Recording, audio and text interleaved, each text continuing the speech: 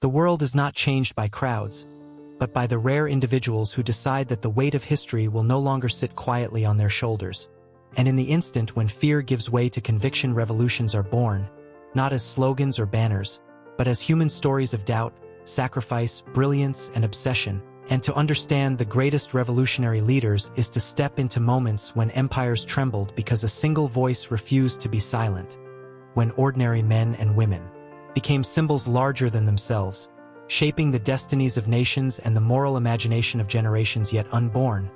Beginning in an age when monarchy was considered the natural order of the universe and defiance was treason, until a Virginian planter named George Washington learned through war, loss, and restraint that the most radical act of all was not seizing power, but relinquishing it, transforming a rebellion into a republic and teaching a young United States that leadership could be grounded in principle rather than crowns. And as cannons echoed across the Atlantic world,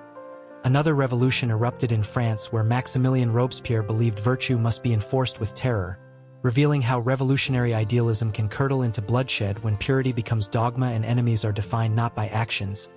but by suspicion, a lesson that would haunt every movement that followed, as the modern idea of revolution spread beyond Europe into colonies where freedom was promised by empires but denied in practice. And in Haiti,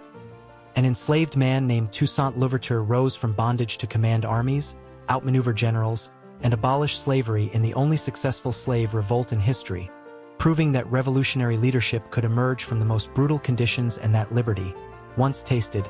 could not be contained by chains or oceans, even as Louverture himself would die in a frozen prison cell, betrayed by those who feared the very freedom they proclaimed. And in Latin America, Simón Bolívar rode through jungles and over mountains with a vision of a united continent freed from Spanish rule, winning independence for nations that still bear his name while discovering too late that liberation is easier than unity, that revolutions can shatter empires but struggle to build lasting peace. A realization that echoes painfully across the Americas where ideals clash with realities. And as the 19th century gave way to industrial power and global empires, revolutionary leadership evolved from battlefield command to ideological warfare, embodied by Karl Marx, whose words ignited movements he would never live to see, reshaping revolutions from uprisings against kings into struggles against systems, class, and capital, inspiring leaders who believed history itself had a direction, and that they were merely its instruments. And nowhere did this belief manifest more dramatically than in Russia, where Vladimir Lenin returned from exile to seize a moment of chaos, promising peace, land, and bread to a war-weary population, redefining revolution as a disciplined seizure of power guided by theory. And while Lenin's revolution would topple a dynasty, it would also give birth to a state that demanded loyalty not just to a nation but to an idea later hardened by Joseph Stalin, whose rise exposed the dark paradox of revolutionary leadership, that movements born to liberate can entrench new forms of oppression,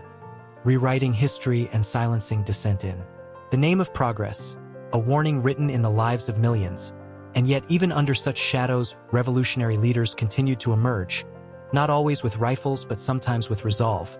as in India where Mohandas Gandhi transformed resistance by rejecting violence itself, proving that moral authority could mobilize millions and undermine an empire armed with guns, making civil disobedience a revolutionary weapon that would inspire future movements across the United States, including the civil rights struggle where Martin Luther King Jr. drew from Gandhi's philosophy to confront America with its own contradictions, leading marches not as acts of chaos, but as mirrors held up to the nation's conscience, revealing that revolutionary leadership in a democracy could mean demanding that the country live up to its founding promises rather than overthrowing its institutions. And as the Cold War divided the globe, revolutionary figures became symbols in a global chessboard, none more iconic than Fidel Castro, who marched into Havana promising justice and sovereignty while navigating the perilous space between idealism and authoritarian control, capturing the imagination of some and the fear of others, particularly in the United States where revolution was now viewed through the lens of nuclear anxiety and ideological rivalry. And in the jungles of Southeast Asia, Ho Chi Minh led a revolution rooted in nationalism as much as communism, defeating colonial powers and redefining the limits of modern military force, reminding the world that revolutionary leaders often succeed not because of superior weapons, but because they understand the soul of their people and the cost they are willing to endure, A truth also embodied by Nelson Mandela, who spent decades in prison while apartheid tightened its grip, emerging not as a vengeful conqueror, but as a reconciler who understood that true revolution sometimes lies in preventing civil war rather than winning it,